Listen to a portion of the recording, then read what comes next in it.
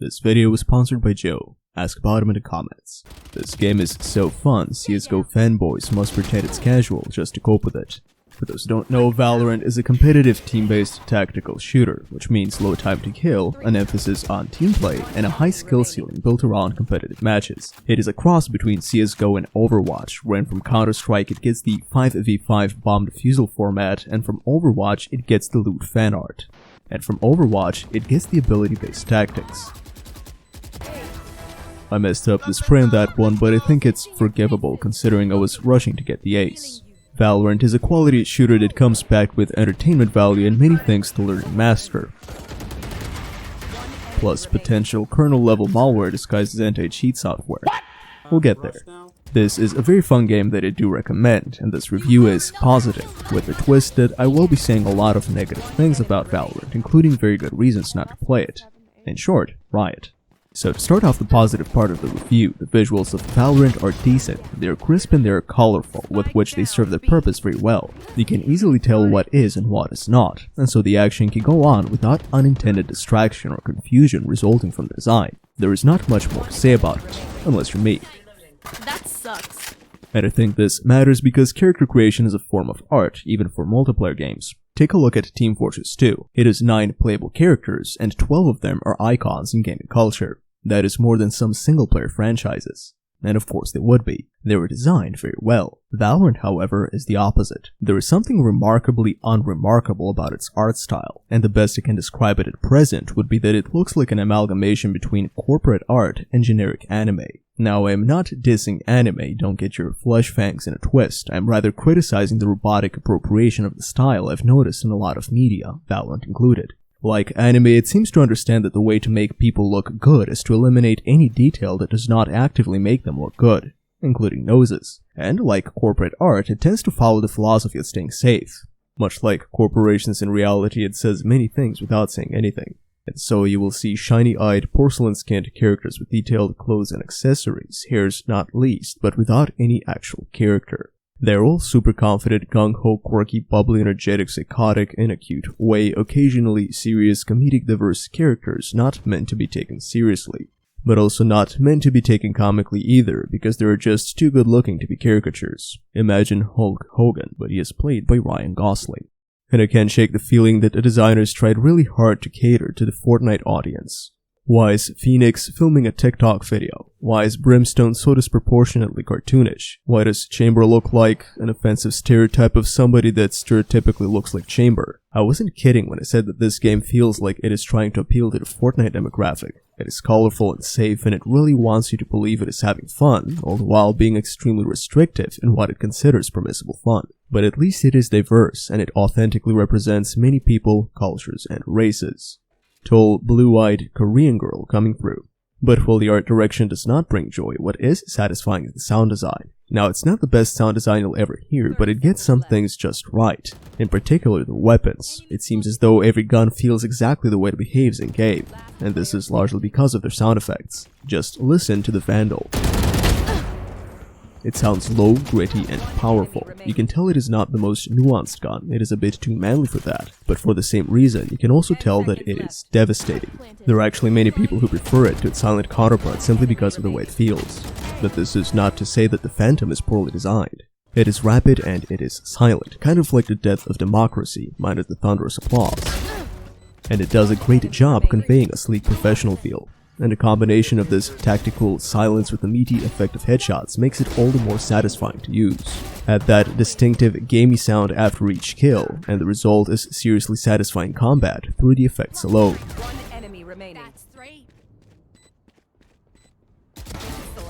As a matter of fact, satisfying combat is exactly how I would summarize Valorant's major strength. The weapon balancing, albeit superficially reflecting the balance of Counter-Strike, does some very interesting things with the established format.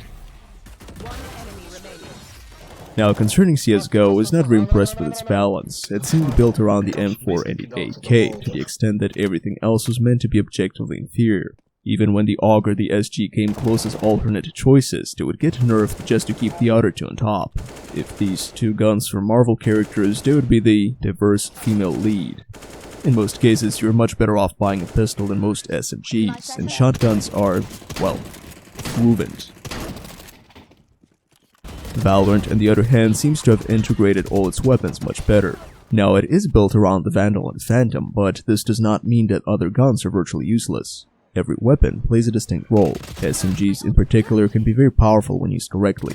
The Spectre is a jack of all trades, so it will outrange short-range weapons and prove effective at short ranges against rifles. It also allows for some running and cutting, and it is very fun when you can pull it off. The Stinger is a cheaper variant, and its stats might have you believe it is a horrible choice for combat, until you've seen it in action. Spike down B. One enemy. 3. One enemy remaining. And the automatic shotgun, far from being an echo weapon, is designed to turn the tides of battle in short ranges. It deals a lot of damage and it remains accurate while moving. You can probably see the tactical advantage in this. And yes, it is a gamble, considering it's not very effective at a distance, but it is a gamble that pays off very well. I don't use it a lot, but I've seen enough of it to know it is a threat even to rifle players. My favorite addition though is probably the Guardian. It presents itself as a poor man's assault rifle, but to me it feels more like a contender to the Vandal and the Phantom. It is the most accurate of the rifles, and it insta-kills and headshots. Kind of like the Scout, it is a one-tap cheap rifle, except that it trades off body damage for rate of fire, and I think the results speak for themselves.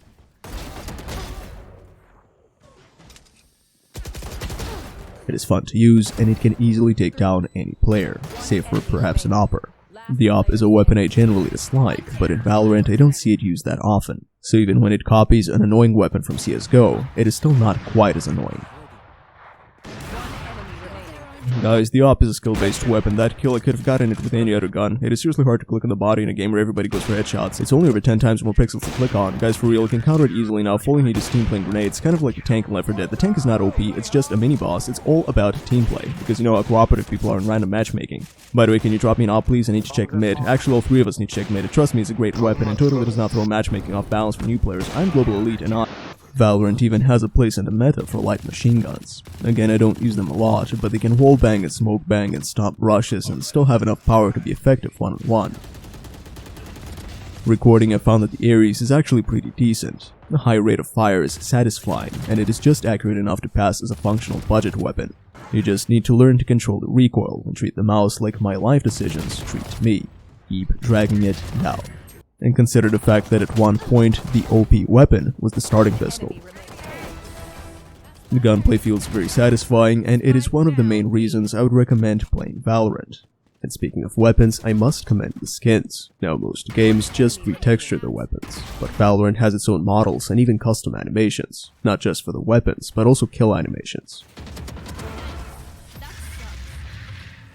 Now, they are a bit on the expensive side, but if you're into these kinds of things, there are plenty of virtual cosmetics on which to spend your money. Alternatively, you could use that money to buy a book in the real world for $16.99, or one for $9.99, or a whole heap of digital copies. But that's beside the point. And speaking of points, Valorant gets one for performance, and my segues today are on fire. As long as your system is anywhere near recent, it should run Valorant just fine, even on a low-end machine. While there were issues in the past, most of them appear to have been fixed. And do keep in mind, I said most of them, not all of them. Sometimes it still gets screen tearing, even with capped frame rates, and every now and then you may encounter the nightmare glitch, which I will eloquently describe as textures load slowly and terrifyingly. But that's about it concerning stabilities. The only part about the performance I genuinely dislike is the malware you need to install in order to play. We'll get there.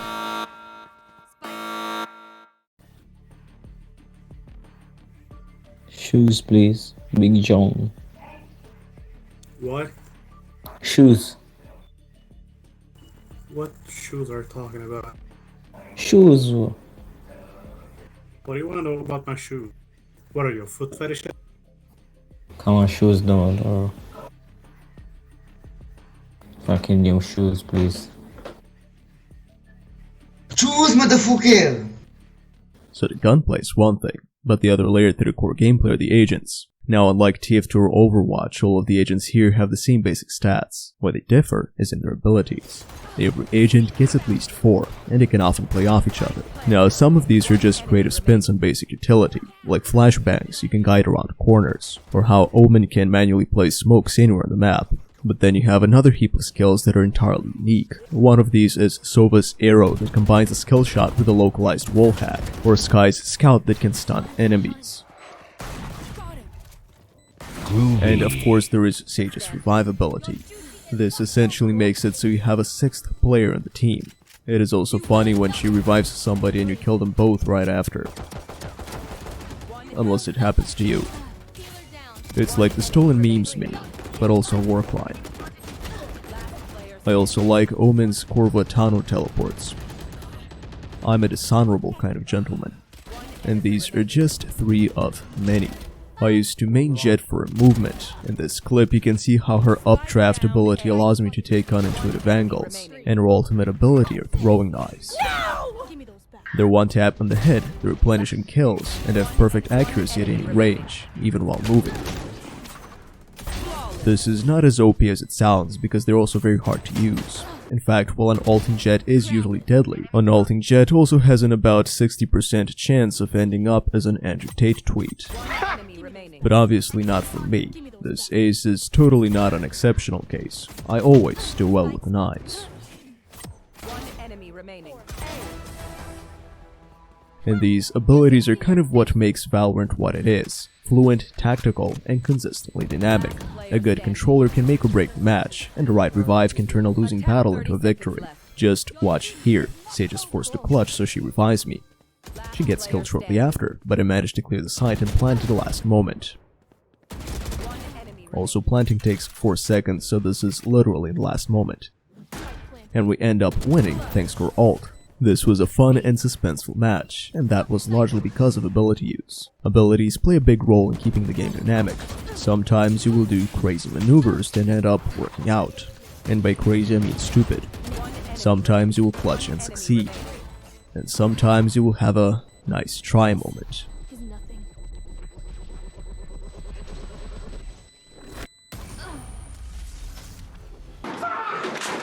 You will even end up teleporting directly in front of your enemy's crosshair. And the thing I like about Valorant is that you always feel that you have some means of fighting back, and this is precisely because of the abilities. They add a dimension to Valorant that makes any stage of a tactical shooter all the deeper for it. Holding, peeking, attacking, defending, and clutching play out much differently here than they would in the average tactical shooter. You can get your health back, teleport across the map, and maybe even fall in love. Yes. Thanks. I love you, Jett. Stay safe. We're going back to Okay. Oh my god. Is it always like that? Not at all. You will have generic games. In fact, my one complaint about the abilities is that you can only use them once or twice per round, which feels restrictive, even if logical for the format. And once you use them up, you're just playing a more cartoony version of Counter-Strike, with malware. switching sides. I'll get there. As of writing this script, there are a total of 9 maps and most of them have a unique spin, like Bind, which has 2 teleporters, or Haven that is not 2 but 3 bomb sites. I like Fracture 2 for its weird zipline theme mid. Maps have unique quirks, and while I don't like all of them, they add a lot to the dynamic of how you play. A powerful agent on one map might struggle to use the utility well on another, so this can make the game a bit hard to get into. While the basic mechanics are a bit easier than Counter-Strike's, the way the game has been set up makes it much harder to learn. As far as the shooting is in question, Valorant is not quite as finicky with the counter-strafing. If you don't know what that is, it is when you quickly strafe in the opposite direction to stop faster. So it should be easier for you to aim here than it is in CSGO. But at the same time, there are 22 agents with unique abilities, and there is no map selection. Now, the agents are not a problem in isolation, but maps can be annoying. You will not be able to focus only on maps you would like to master, nor will you be able to avoid maps you dislike. Now consider the fact that agents have very specific lineups for their abilities, and you will see the problem. If you learn only 2 lineups per site for just one agent, you would need to learn 38 lineups just to be minimally effective. And people wonder why I made Jett. Stay down.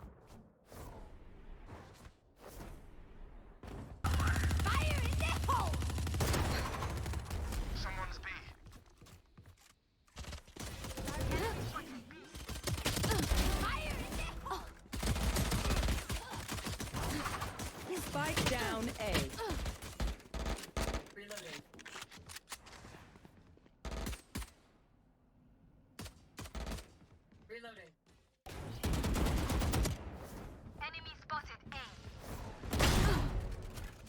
There is a lot to learn and a lot to practice, and you need to learn it all at once.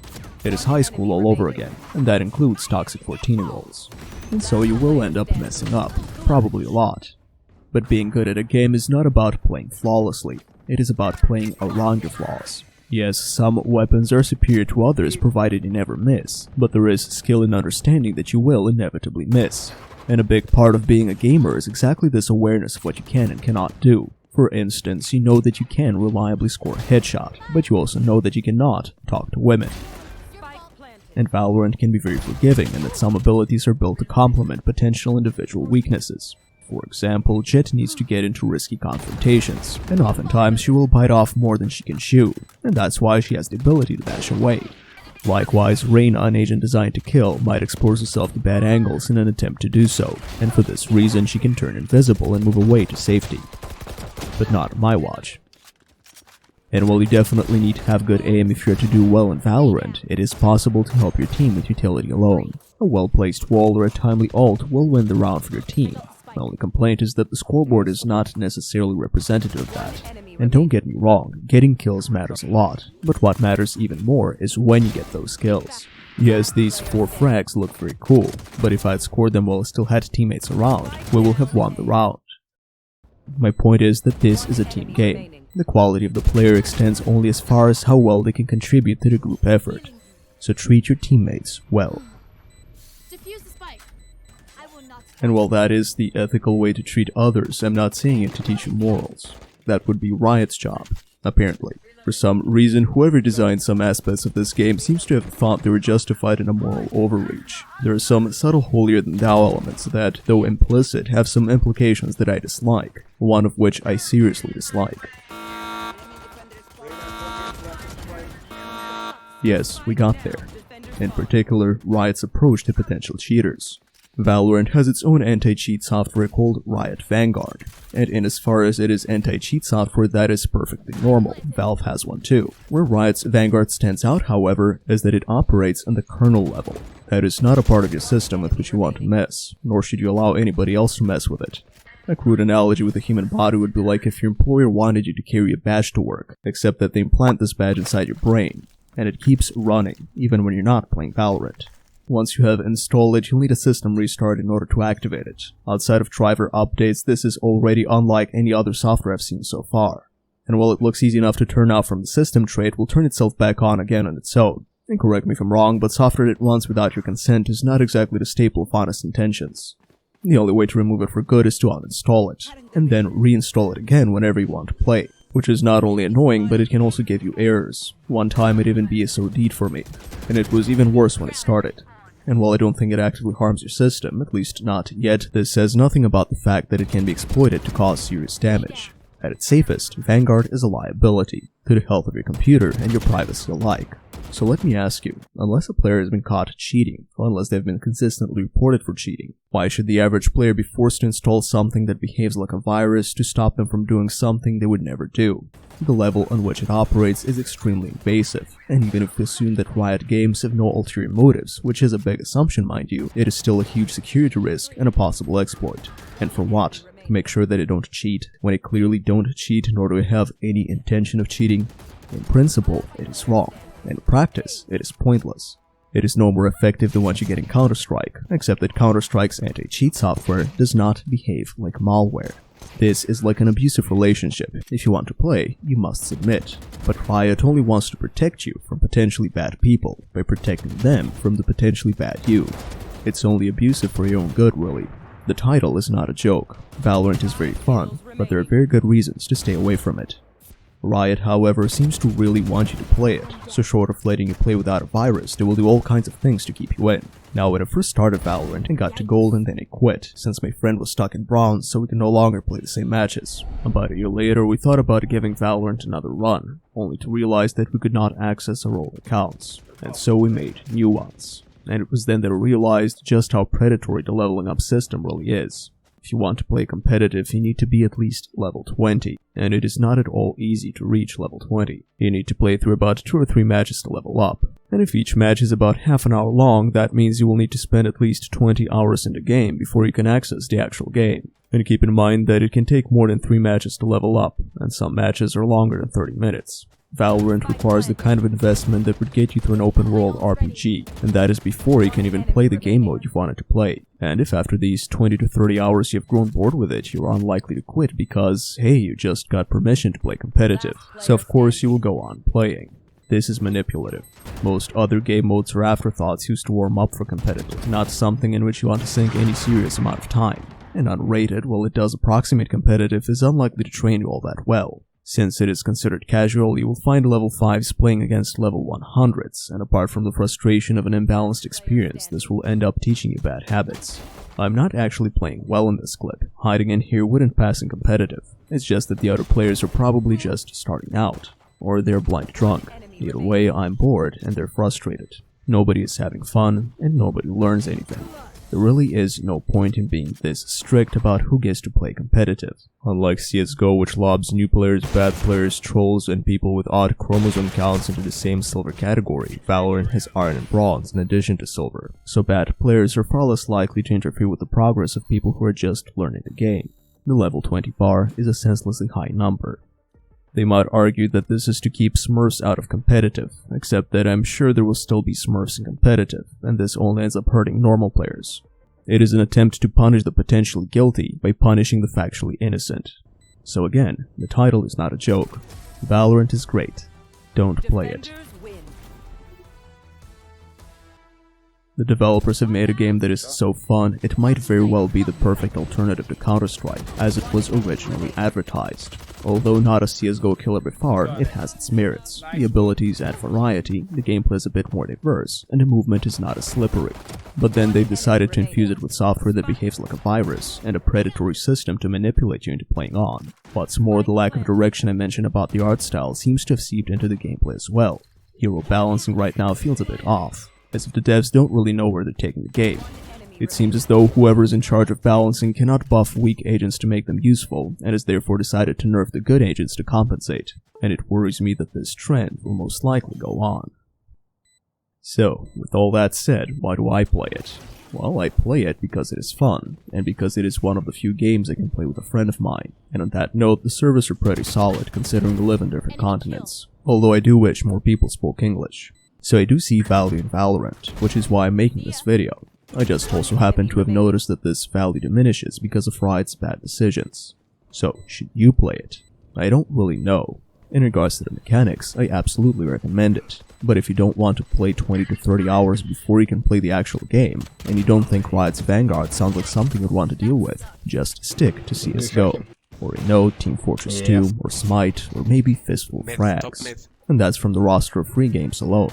I actually covered Fistful of Frags in another review. That was the last video I made before I started losing subscribers with each upload. I used to have 370 something. So I obviously can't thank many people for subscribing in the meantime. Well, maybe 2. But I can thank the select few who have bought my books.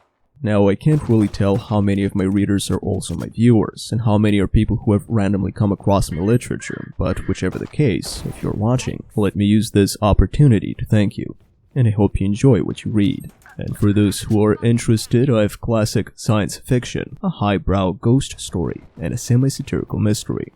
Oh, and poetry. I also have a poetry collection, in case you're really highbrow. I will include links to major stores in the description, or if you're looking to support a local business, you should be able to order through any bookstore served by Ingram, which is about all of them.